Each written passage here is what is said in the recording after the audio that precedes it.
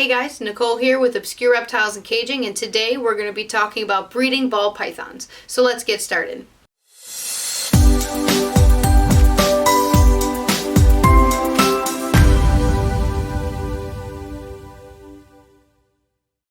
Hey guys, this is the first video. We're going to be doing 3 or 4. We'll see how it goes, but this is going to be broken down into a couple different videos.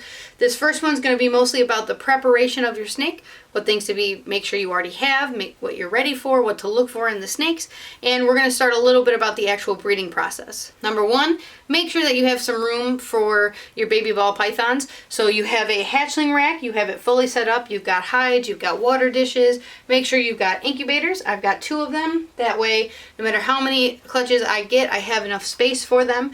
I see it all the time that people go and they start breeding their animals before they have anything ready. Then they end up with eggs because they weren't really paying attention or they didn't know what to look for. They get eggs and then they have nowhere to put them, so they need incubators that same day, and it's very difficult, if possible, to do. So make sure you have everything set up, make sure the incubator is working, make sure their setups are all ready. Even do that before you get eggs, because that way you're prepared, and in case anything happens, like you get eggs quicker than you expected, you're still ready and those eggs still have the best chance. Make sure you have enough food for all of these babies. Unfortunately, some of them are just not going to take frozen thawed. Majority of them will, and sometimes you can get them all too, but especially their first meal or two, it's very difficult to get them to eat frozen thawed right away. So make sure you're breeding your own, make sure you have quite a few local sources to get them. And just make sure you're completely set up when it comes to feeders and stuff like that. As a disclaimer, these are all things that I have done. There are quite a few different ways to breed ball pythons and different combinations of them. This is what I have done for years. This is what works for me, and this is what gets me normally around 100% of the snakes I breed. I end up getting eggs from each season, and they all have them within a very short window of 2 to 4 weeks from each other. Once in a while we'll have a straggler who has eggs, a month or 2 behind, but generally this works perfectly for me. So I'm giving you guys what works best, so you can tweak it. It might not work for you, but this is what I found the most successful. One thing to think about is, how are you going to sell these animals? Do you have a morph market? Do you have local people who already want them? Are you going to make a wait list so people can start getting ready and start saving? Are these going to be cheaper, or are you going for more high-end animals? Because if you're going to be breeding like, $4,000 or $5,000 each baby snakes, most local people aren't going to want those, unfortunately. So you're going to have a way. You have to know and have knowledge of shipping. You have to know how to reach the people who want them. That's why Morph Market works really, really good. Things like Craigslist, they can work, but they're not really reliable for selling majority of your animals. They could work here and there, but to reach the most people, you want to make sure you have a plan. Are you going to do a wait list?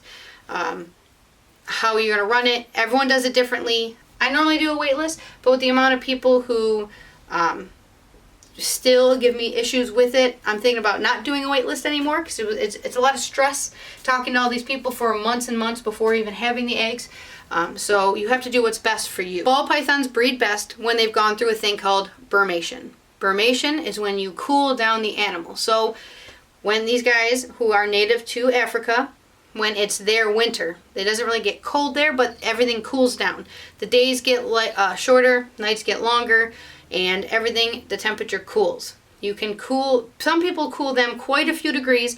I don't. I only lower them 2 to 3 degrees on the cold and on the hot side. November 15th is when I put all mine through brumation. So these guys have all already started. There are different times of the year you can do it. It also kind of depends on where you live. But I like November 15th, and I only brumate them for 2 months. So in this time, you can still try to feed them, but 90% of my breeders do not want to eat in this time. I will still offer it, but normally they just don't care. They just sit curled up on their hot spot. Normally they just don't do a whole lot for that first 2 months. If you are breeding snakes, you are definitely going to need a scale. That way you can tell when a breeder is officially considered a breeder. Males, it's a little bit easier. Generally, if they're producing sperm plugs, which you can pop them and check, or sometimes in their shed they're stuck on those. Males can breed incredibly young. Sometimes they're only 300, 400, 500 grams and they're ready to breed. So I've got a picture. This is Hazel, the lesser pinstripe, and this was a banana lesser pastel. He locked with her instantly. She's about 2,000 grams in that photo, and he was about 400, 450. So males can breed a lot sooner than females, but the thing that's important is you do not put too young of females in for breeding. Some places say 1250 grams, but you're really going to want to hold out and wait till 1500 grams. And the reason why is because you could breed, let's say, a 1300 gram female. She could have 4 eggs for you, 3-4 eggs, and because she went through so much stress and she was already so small, next year she again gives you 2, 3, or 4 eggs. Or you wait one more season and that same snake could give you 8 or 12 eggs because now she's bigger, she's healthier. Instead of being the 1300, now she's 1900, 2000, and her body recovers a lot better, and it's a lot better for her in the long run, in longevity. So waiting one extra season is not too big of a deal when it comes to the health of your animal, because again, if it's too small or the female is too small, doesn't weigh enough, can't hold or support those eggs properly, she could become egg bound, which means she cannot push the eggs out. She's too thin, the eggs took too much out of her, and now you're gonna have to take her to a vet for surgery or for them to actually pop the eggs, squeeze them out, and kill the babies to be able to basically get them out of her, or you're gonna lose her. So you want to be very careful not to push it too quickly. Make sure that they are healthy, not a slim 1500. You're going to want an animal that looks nice and bigger around. I'll show you guys a bunch of examples throughout this because they're breeding. I'll take out a bunch. You'll see them here. But you want to make sure, like, this is a perfect size. This one, let's say we'll take out Hazel or the albino pied. I'll put their weight, and that gives you guys a good reference on how much they actually weigh, and this is what they look like.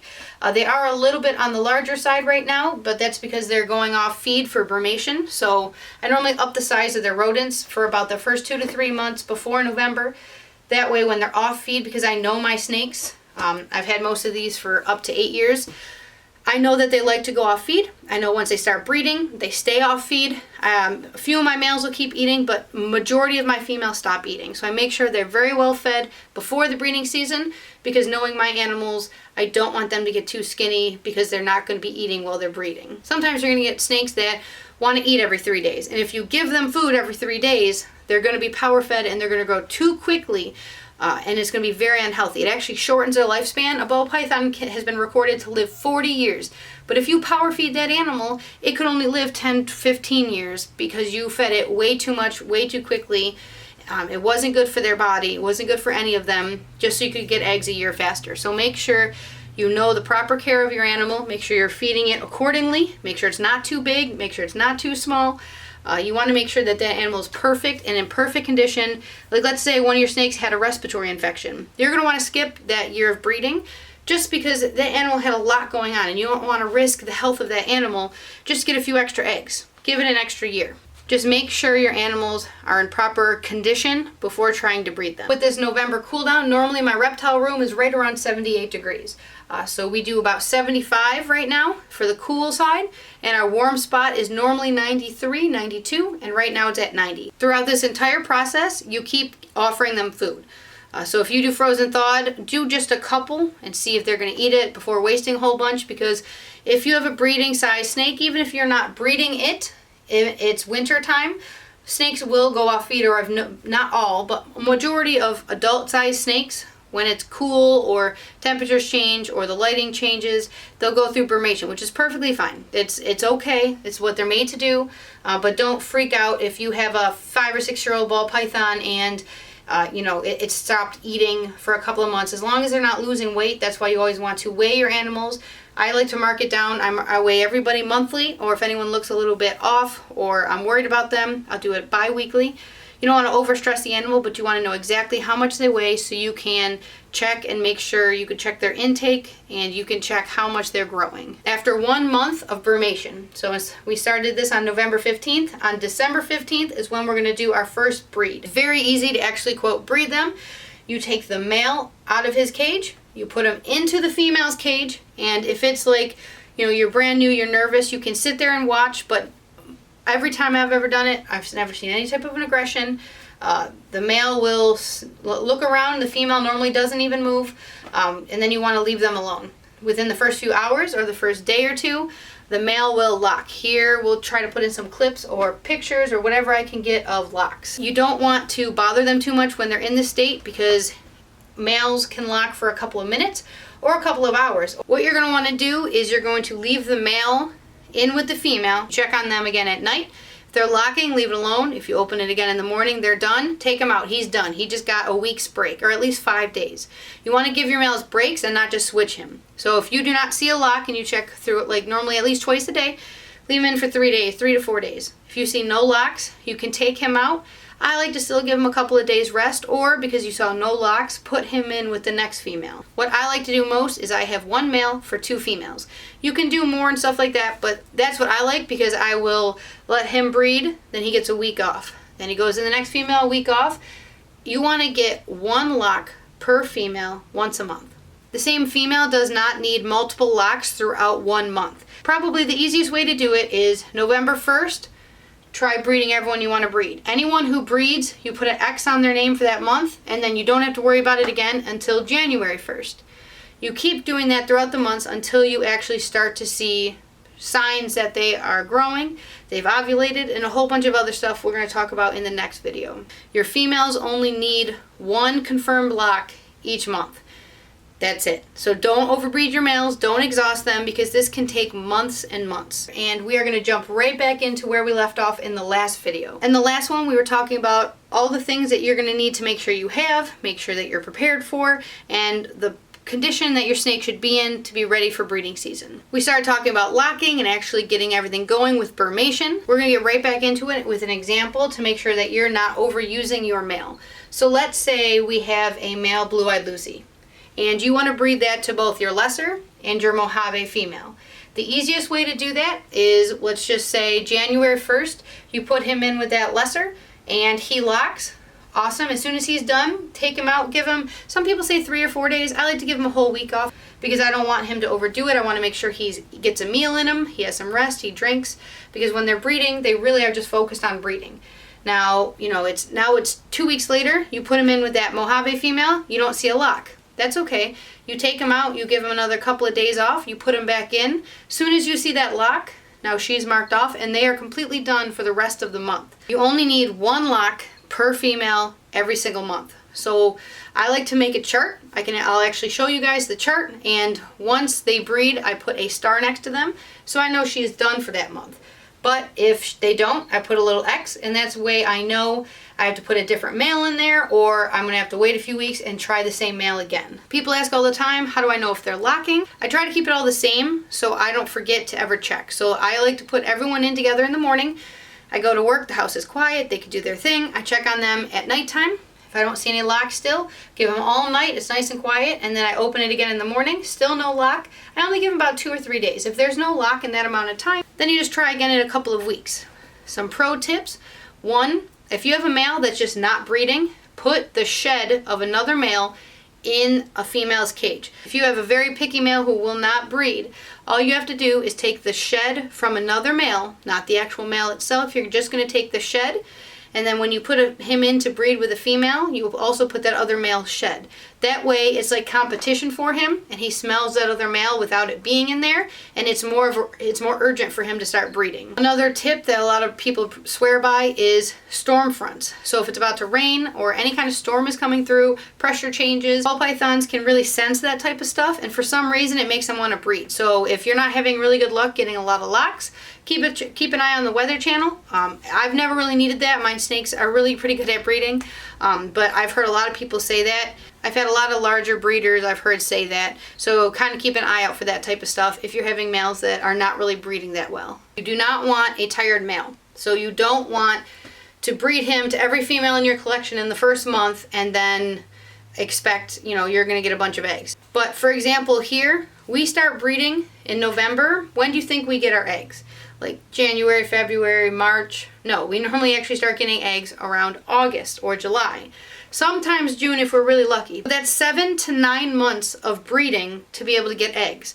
That's why in the last video I said I always make sure my females are a little bit larger than need be for breeding season, because most of my females, if not completely, almost completely go off feed, and that's a long amount of time for them to go off feed.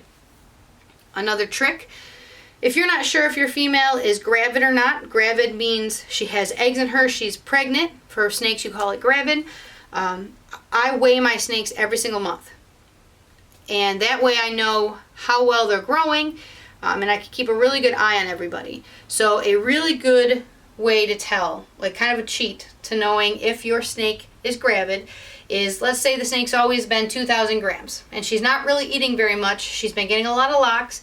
And let's say it's been like 3 to 6 months of breeding and she's slowly going down a few grams. Like let's say she started at 2,000 grams and she's like at 1970. Nothing to be worried about. But let's say the next time you weigh her, she's steadily going down. She starts to stay the same or even starts to gain a little bit of weight. Normally that means she actually has, either the eggs have become eggs or there's still follicles in her. So that way you can kind of tell, and it's a good way to say, wow, I think I got to really look for ovulations, or maybe she already had it, and watch for the other things, because later on we're going to be telling you all these tips and tricks that you look for throughout this entire process to know when a female is or is not gravid. So that's another little trick, is make sure you weigh your animals often, mark it down. I do a chart and I have weights, their breeding, feedings, all that kind of stuff, and it really helps out. It's kind of exhausting, but the better you do this type of stuff, the better knowledge you'll have and the better breeder you'll be. Like let's say you start just like me, you start cooling them down in November, and then you do your first breeding December, and then you get good locks January, February, March, and then you're going to start noticing quite a few things. So one of the first things to look for is what side of the enclosure your animal is sitting on.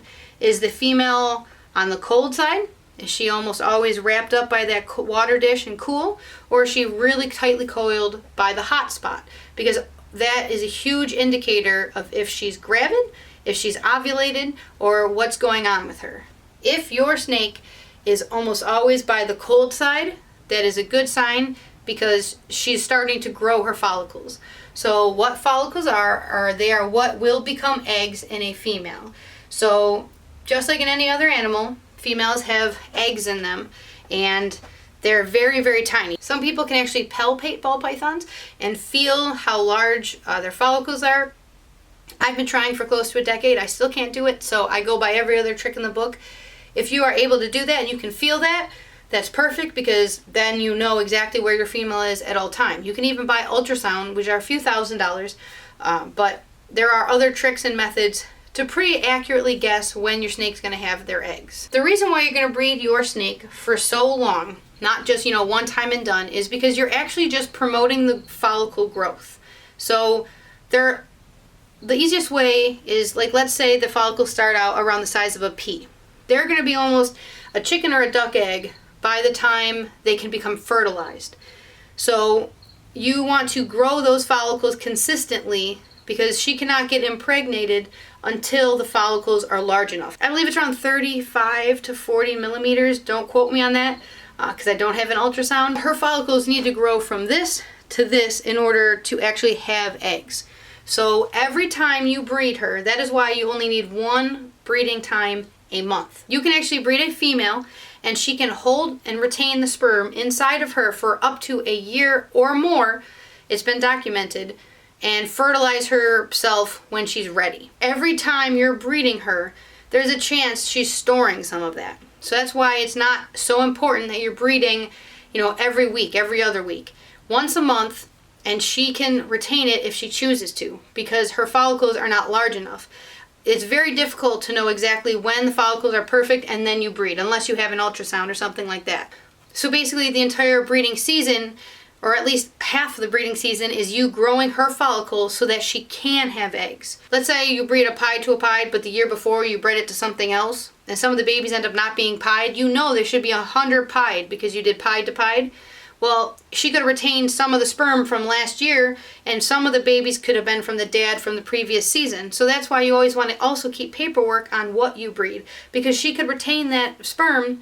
Or, you could breed 2 albinos, but the year before you used a normal, and all these babies are normal, and you don't understand, but you can go back to last year's paperwork and kind of figure it out. So it can take anywhere from 3 to 8 months just to grow the follicles large enough to be able to have your snake have its ovulation. Ovulation is actually when the snake releases ova from the ovaries, and that actually fertilizes the egg. When you see that, it's very easy to see once you've seen it. We'll go into it more in depth in the next video, but that is the actual moment when the eggs are being fertilized. It then takes 15 to 28 days for your snake to have her pre-lay shed. This is the last time she will shed before she has her eggs. This is the best time to actually start a countdown for when she's going to have her eggs. Then you have to wait 25 all the way up to 62 days was my longest for you actually to get the eggs. So it almost takes your entire year just to breed, grow follicles, have your ovulation, pre-lay shed, and then finally get your eggs. So once you have the eggs, that is, to me, the easiest part, because then you just are able to take them out, clean the bin, feed the animal, get them in the incubator, and then you just have to sit back and wait for them to hatch. There's really not much you can do other than making sure your incubator was perfectly set up, because when those eggs go in, you want to make sure it's enough heat, enough humidity, the temperature's not, fluctuating too much, and then if everything's gone right, in about 55 to 70 days, you're going to have your first clutch of ball pythons. Even if you've missed and you haven't really paid as much attention to, your female as you should have, with next video we're going to do, you're going to be able to tell where along she is in her pregnancy. You'll be able to tell if she's going to ovulate soon, if she already has, and a whole bunch of different tips and tricks. Things from the glow before they go, which is one of my telltale signs that they're doing really good. And depending on what side of the enclosure they're sitting on, that's a really telltale sign, and how they're sitting. So we've made it all the way up to your snakes are breeding, they're doing really good, and now you want to know what the heck's going on with my female. So this is what I look at and all the things that I look for to know what stage my female's in. If you've been consistently breeding all of them, you've been getting at least one lock a month, and you've been doing it for at least 3 to 4 months, or even more, you're going to start seeing all these different things and telltale signs of where they are. So we're going to go through all of them. If your female is sitting on the cold side of the enclosure, we're going to talk about racks, because my females are in 41 quart bins. If they are all the way to the front and they'll go right under the water dish. I like to use water dishes with a lip underneath. That works the best for me, because then they're getting nice and cold without having to actually sit in the water. So I like to do that and have a normal hide on their hot spot. So if your female is under the cold side or all the way up as far away from the heat as she can be, that is a very good sign. That means her follicles are starting to grow. We went over follicles in the last video. That is what actually becomes the eggs. Her follicles grow slowly. It's only like 10 millimeters or something like that a month. It starts from the size of a pea and goes all the way to a large, large chicken egg. They're not actual eggs until they're fertilized, and they are not fertilized until she ovulates. So this entire process of making sure she's breeding and checking all these things until she's had her ovulation, they are still just follicles. They're not actually babies inside of her yet. You can even see a female. It's called lumping up. If you hold them kind of vertical, you can actually see what almost could look like eggs or even small lumps in their belly. People sometimes confuse this with ovulation. In ovulation, you're going to see it looks like your snake ate an incredibly large rat. They're very grumpy, and they're moving all over the place because it's pretty uncomfortable for them. So growth is when they're still on the cold side of the cage. They're going to be still breeding. Some of them will still be eating. Anytime you open the bin, they're going to be on the cold side or cruising around. They're not going to be curled up sitting on their hot spot. My favorite is the glow before they go, is what they call it. So your female snake will go through a pretty drastic color change. So my favorite one this is Hazel. She is a lesser pinstripe, and she's normally pretty darn dark. Her darks are very darks, and even her brown is a brown. So this is what Hazel normally looks like. And this is a picture I got of her in the middle of glow. It's a lot easier when you put them side by side. You can even have normals that look like hypos. They're so light. So that is a very good sign. It's another sign that her follicles are growing, her body's changing, and they call it the glow before they go. The name is a little deceiving because you still have 6 weeks or more before they're actually going to ovulate or anything like that. I've found that a lot of my snakes glow, then they kind of look normal again, and then they actually ovulate. So it just is a good sign. It's not, 100%, but the glow before they go means they're going pretty much in the right direction. They're most likely going to ovulate, but it's not a sure sign of anything. The lumping up that I was talking about is also part of them building. When they're building, you can actually pick them up from their side, and again, it's going to be very lumpy and very large. It almost looks like eggs because you can hold them up and you can almost see eggs down their body. It's not actual eggs yet. They're not about to have anything. It just means that their follicles are really starting to grow, which is exactly what you want. At this time, they will still be on the cold side of the enclosure. I have a good way to try to show you. Hold on one second. So this right here is a boa, not a ball python, but we all know what ball pythons look like. The best way I can explain a sign of an ovulation is what they look like on their side. So see how this boa has a muscle line right here? Right down their side? Ball pythons don't have that. Boas are supposed to be muscular and rectangular. Ball pythons are supposed to be rounder, right? When a female ball python is actually ovulating, you see what looks like that muscle line down her side. Not her entire body, but you'll see it because of how much the ovulation is causing her sides to bulge out. That's one of the things I look for, especially my albino pied girl, because she's just such a big snake and she always has been. She gets that line down her side. So if I think she's ovulating, I kind of look at her from a few different angles. I really try not to bother them too much. If you see that line, there's a really good chance she's ovulating. Another little easy trick to check for is you lift up their tail, and it's called the tail suck. A lot of pictures don't really give it justice to what it is, and what it is actually is their tail, all basically the meat underneath. The best way to explain it is if this is their tail, it literally looks like that. It looks like it's getting sucked in, but you can't tell unless you actually grab a tip of their tail and gently lift it up. Don't lift it too high because their ovulation's only about a foot away from that, but you'll actually see a good amount that it's being sucked out, which I heard the name, but a lot of pictures don't actually show you that.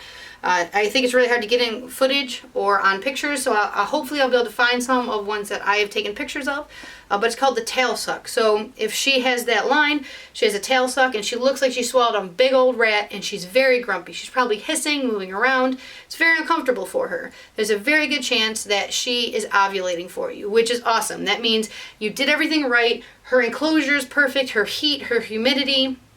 You did everything right, so that is awesome. From this point, it could be anywhere from 15, 20 days to 30 or 40 days. Humidity is going to be a huge thing for her. So she is most likely going to be in her water dish. So if you're one of those people who give them a small water dish, go out and buy a really large one because she's going to be soaking in it. She's going to be knocking the water out, and she's going to be staying in there for most of the time. The humidity is very important for her at this stage. Once she actually sheds, this is when you're going to notice her go right onto that hot spot. The closer to her having her eggs, the more perfectly she's going to lay. So when she first sheds, mark it down, because generally from shed until egg is about 30 days. Now my albino pied, for whatever reason, she's almost always around day 50 or 55. Just what she is. So it's a very good way to tell because most snakes have eggs right around day 30, but you're going to want to keep an eye on her. You're going to want to keep an eye on her. She's going to probably be moving and bending in strange ways, especially right before she's going to lay. She's going to be doing that because she's trying to position the eggs the proper direction and make sure everything's in line. So you'll see her bending, moving, but most of the time she's going to be laid perfectly coiled up on the heat. So right before laying, normally they look like a completely perfect, like picture perfect circle because she's so tightly wrapped on that. So once she's actually about to have the eggs, like a day or two before, is when you're going to see her moving around a lot, adjusting everything. Try to give her space, but she is going to have those eggs very soon. So make sure everything's ready. Make sure the incubator's already turned on. Make sure you've already got water in that vermiculite or whatever you're using for a incubation substrate. Make sure everything is completely ready because as soon as those eggs come out, you want to make sure that you are all set too. Once she has the eggs, if you're opening and you see she's still in the middle of laying the eggs, or it looks like there's only a couple, or you can even see her in the middle of pushing one out, close it and just give her a few hours. You don't have to check back every hour. You don't have to come back every 10 minutes. If the eggs sit in there for a few hours, they're perfectly fine. Just make sure you don't bother her too much. Because if you stress her out too badly, she could become egg bound because she is so stressed from you opening and closing. She stops having the eggs and now she's in serious trouble and is going to have to go to a vet, or she could actually die from it. So do not bother her. I know it's super awesome to watch. I know it's what you guys have been waiting for, but just do your best to just leave her alone, do her thing, and make sure when you do go to take her off the eggs that you realize you have to check and make sure. So normally they're going to be very skinny when you go to take them off the eggs. You'll actually be able to hold her up and see if there's still a lump or two by her tail. Put her right back. Don't touch the other eggs and let her finish laying because she likes to pile them up. You take them out, you're going to stress her out. Just let her finish. Even if you have to do it at night and come back in the morning, give her that time that she needs to make sure all the eggs are out and she's finished. Now once she is done, take her out and put her in another bin or something else. Just set her aside because you are going to need to take out all of those eggs and do not let them roll. Make sure that they all stay in the direction that they're in. She'll even move them and stuff like that. And sometimes you'll see bad eggs like boob eggs or some that are just infertile. That's okay. Grab all the good looking eggs, put them right into your bin, put them in the incubator and leave them alone. Try to touch them minimally, but we'll get more into egg care and stuff like that in the next video. But just make sure that you clean the enclosure completely before you put her back in there. Make sure however you clean or sanitize, whether you use F10, bleach water, whatever it is, make sure it's completely cleaned and sanitized. Because if she can still smell those eggs, a lot of times she's not going to eat. And if she doesn't start eating soon, it can be a real pain trying to get her to eat.